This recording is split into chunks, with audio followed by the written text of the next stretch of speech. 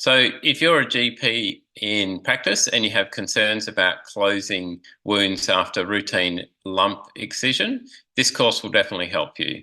The course will give you, most critically, tools to plan for closure of wounds after lumpectomy. So it will help you plan before you start cutting.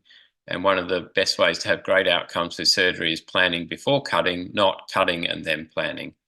It will give you a whole array of techniques. So it will give you that circumstance where you have a menu as such, and you can choose from technique A, B, C, or D.